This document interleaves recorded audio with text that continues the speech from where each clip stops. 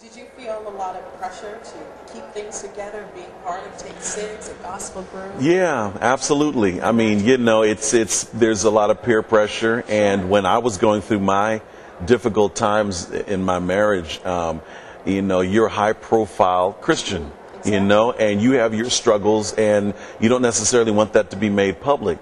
But the healing thing that I learned right when I was writing that book was that the times when you dare to be vulnerable and you share some of those personal stories, the real stuff, that's when the healing can begin for you and for the people who connect with it. Exactly. Because until then, that's when you get real. That's when the stories hit home. Exactly. So, I really feel like there's some stuff, the mountains I crossed over, and I can help people by telling what happened to me.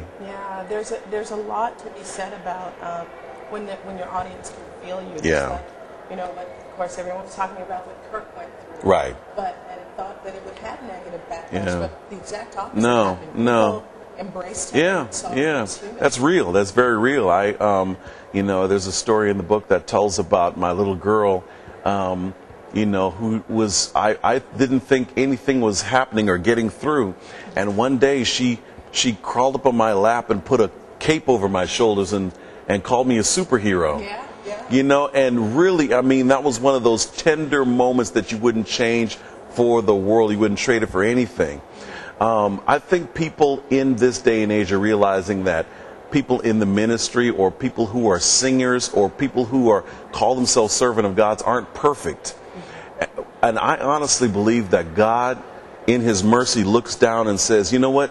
That guy Alvin might not make the kingdom unless I have him say my name every time he's on stage. And every time he has to confess or have an interview, he talks about the saving grace of God.